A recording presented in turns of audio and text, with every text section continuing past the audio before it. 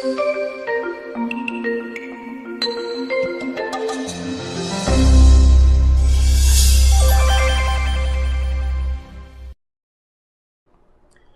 18, 1-8. Then Jesus told his disciples a parable to show them that they should always pray and not give up. Isinalaysay ni Jesus ang isang talinghaga upang ituro sa kanila na dapat silang laging manalangin at huwag mawalan ng pag-asa. Sinabi niya, sa isang lungsod ay may isang hukom na walang takot sa Diyos at walang iginagalang na tao. Sa lungsod ding iyon ay may isang byuda, lagi siyang pumupunta sa hukom at sinasabi, bigyan po ninyo ako ng katarungan sa aking usapin. Tinanggihan siya ng hukom sa loob ng mahabang panahon, ngunit nang magtagal ay sinabi ng hukom sa sarili, kahit ako'y walang takot sa Diyos at walang iginagalang na tao, ibibigay ko na ang katarungang hinihingi ng byudang ito, sapagkat lagi niya akong ginagambala at baka mainis pa ako sa kapupunta niya rito. At nagpatuloy ang Panginoon. Pakinggan niyo ang sabi ng masamang hukom na yon. Ngayon, ipagkakait kaya ng Diyos ang katarungan sa kanyang mga hinirang na dumaraing sa kanya araw-gabi? Sila kaya'y paghihintayin niya ng matagal? Sinasabi ko sa inyo, agad niyang ibibigay sa kanila ang katarungan. Ngunit sa pagbabalik ng anak ng tao, may daratnan pa kaya siyang mga taong may pananampalataya? Ang pamagat ng ating pag-aaral, the widow's persistence, the widow's power. Balikan natin. Luke 18:1. Then Jesus told his disciples a parable to show them that they should always pray and not give up. Isinalaysay ni Jesus ang isang talinghaga upang ituro sa kanila na dapat silang laging manalangin at huwag mawalan ng pag-asa. Tatapunan natin ang bahagyang liwanag from quantum physics. Titingnan natin mula sa lente ng quantum physics without much explanation and elaboration on the science itself. This will be an added treat to those who can see through the lenses of quantum physics. In quantum physics, prayer can be what is called observation. Sa quantum, yung observer effect, observation changes the thing being observed. In other words, yung observer effect, makikita natin that quantum mechanics states that particles can also behave as waves. When an observer is watching, electrons are forced to behave like particles and not like waves. And when they are left unobserved, they behave like waves.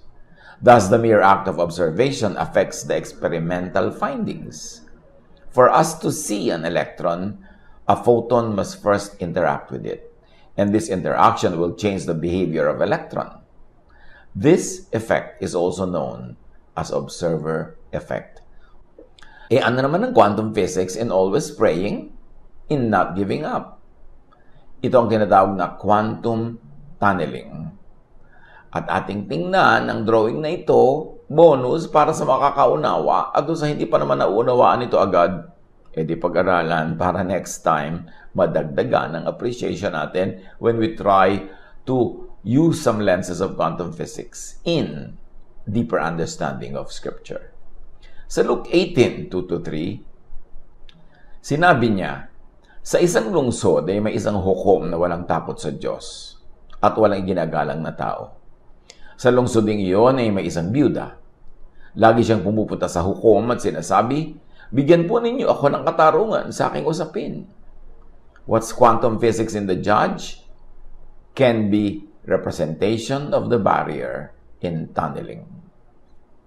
What's the quantum physics in the widow? Representation of an electron trying to get through the barrier. Luke 18:4. For some time he refused. Tinanggihan siya ng hukom sa loob ng mahabang panahon. Anong quantum physics doon sa refusal? Quantum tunneling is a phenomenon in which particles penetrate a potential energy barrier with a height greater than the total energy of the particles. We can think of the refusal as the height of the barrier.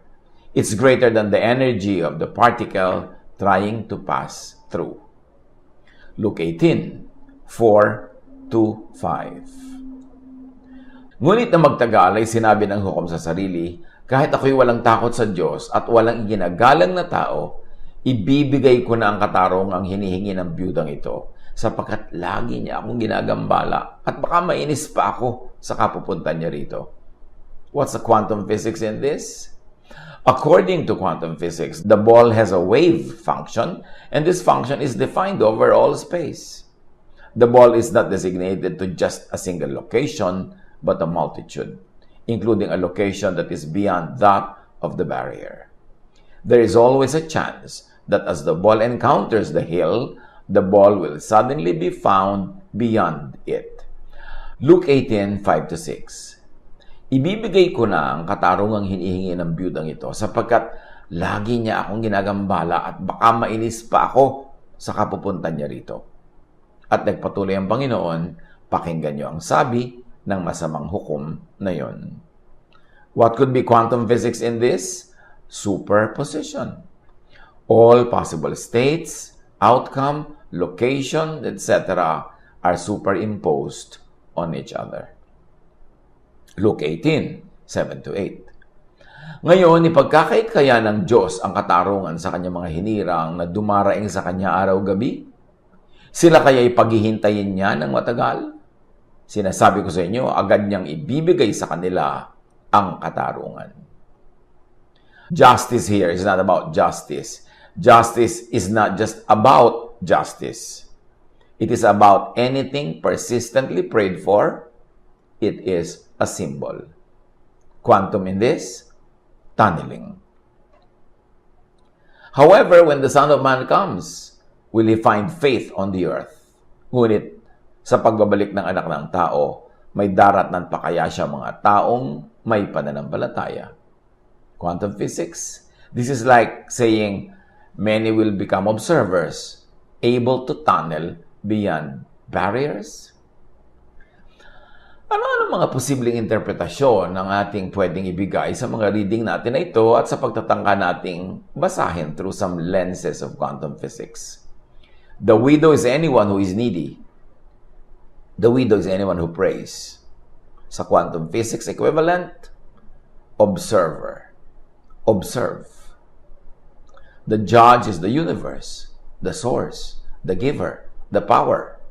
The judge could be representing God Himself, although huwag tayo magpadala doon sa adjective na bad judge siya. Kasi yung judge dito ang may power, siya ang dispenser of favor. So, pwede niyang i-represent ang God, ang universe.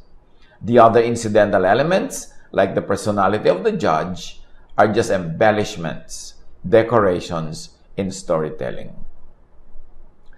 The persistence of the widow, which pays, in quantum physics, is like the persistence of the particle to get through the barrier, even if it violates the principles of classical physics. Note that persistence, filtered through Jesus' teaching in Matthew 6:7 says, and it pays. Matthew 6:7, and when you pray, do not keep on babbling like pagans, for they think that they will be heard because of their many words. Sa pananalangin ninyo, huwag kayong gagamit ng maraming salitang walang kabuluhan, gaya ng ginagawa ng mga hentil. Ang akala nila ay papakinggan sila ng Diyos dahil sa haba ng kanilang sinasabi. Apply this. Pray. Pray persistently. Pray without ceasing. Non-stop. Tulad ng sinasabi sa 1 Thessalonians 5:17, pray continuously. Palagi kayong manalangin. Now, pakaisip-isipin natin, ha? To pray is to think. Mark 11:24, therefore I tell you, whatever you ask for in prayer, believe that you have received it, and it will be yours. Kaya't sinasabi ko sa inyo, Ano man ang hingin ninyo sa inyong panalangin, maniwala kayong natanggap na ninyo yon at matatanggap nga ninyo yon. Matthew 21:22, if you believe, you will receive whatever you ask for in prayer. Ano mang hingin ninyo sa panalangin, ay tatanggapin ninyo kung naniniwala kayo. To pray persistently is not to keep reciting the same prayer mindlessly over and over. It is not to use many distracting and non-functional words per Matthew 6:7. Kasi sinasabi yan sa Matthew 6:7, huwag kayong magsayang ng marami mga salita, but to keep the prayer in mind always, often enough. But to be intense in praying.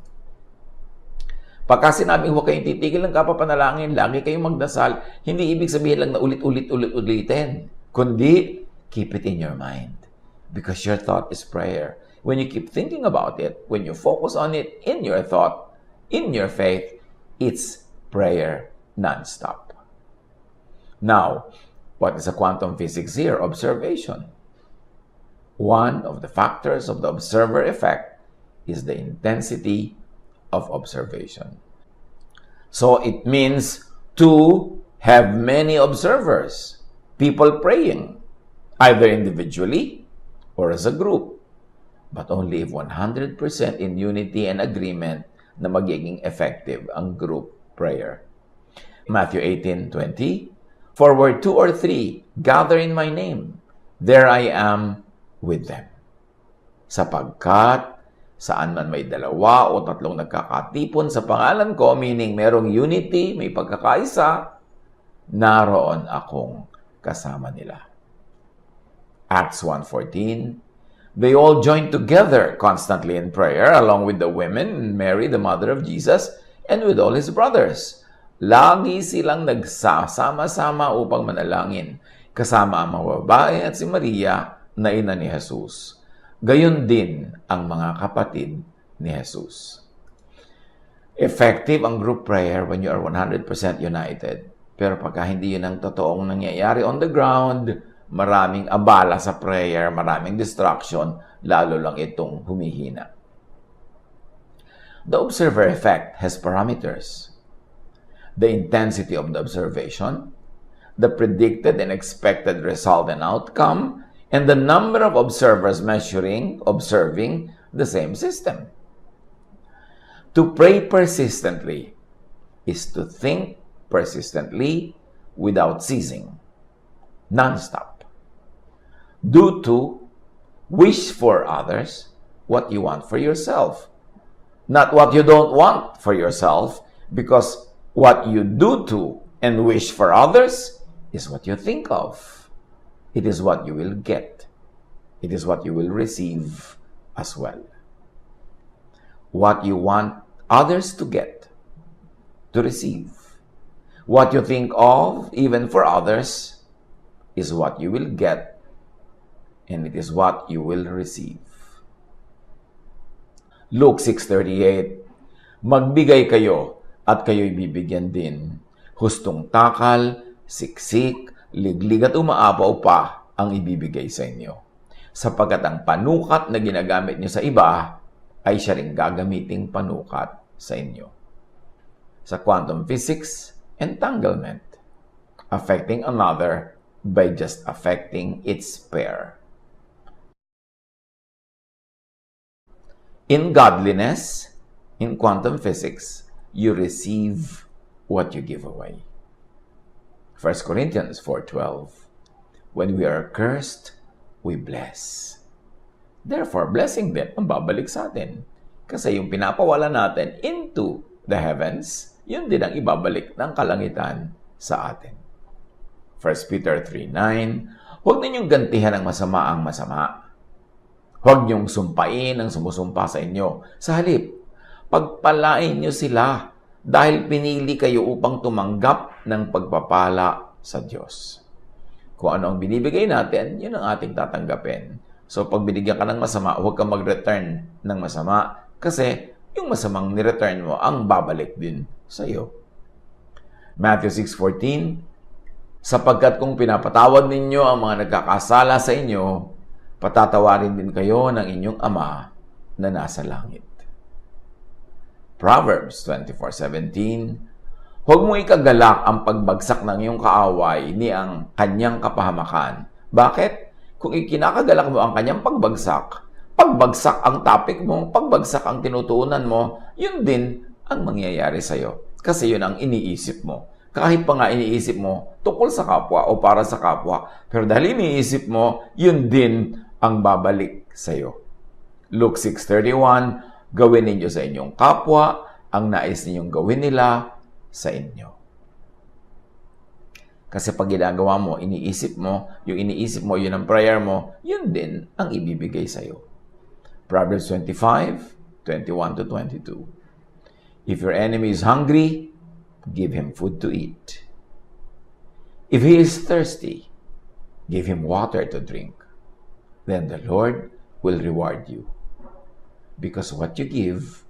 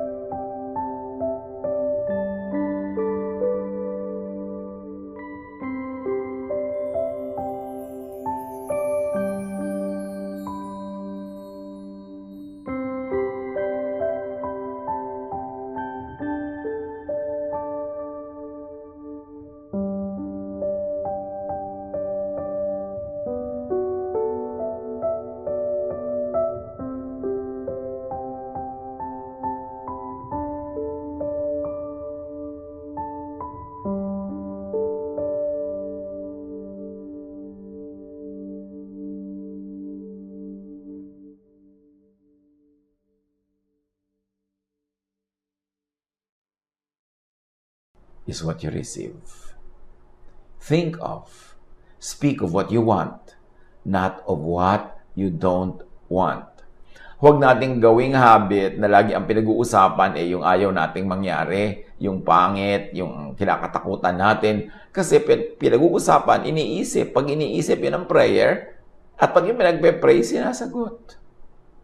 Piliin ang mga topic, ang mga pag-uusapan. Huwag puro mga sakit, huwag puro mga panganib, huwag puro mga nakakatakot. Kasi laman ng isip mo yun. Hindi yun ang prayer mo. Focus. Work on what you want, not on what you do not want. Treat others as you would like to be treated. Yan ang napakahalagang kaalaman, dagdag na leksyon sa buhay na napala natin sa aralin sa araw na ito. Nawa, nakasakip tayo ng mahalagang karunungan, ng ginintuang karunungan upang lalong maging kapaki-pakinabang ang ating paglakad sa mundong ibabaw araw-araw. Laging isipin kung anong iniisip, yun ay dasal. At ang dasal ay tinutugon. Piliin ang iniisip. At sa ating pagsisikap na unawain pa, dagdagan pa ang pag-unawa sa mga katuroang ito using the lenses of quantum physics. Kung hiyang sa atin, edi gamitin. Kung hindi naman, edi wag. Huwag niyong pansinin. Tuloy-tuloy na lang tayo sa pag-aaral na doon sa classical way of studying Scripture. But we are trying to add some perspective, some angles, some lights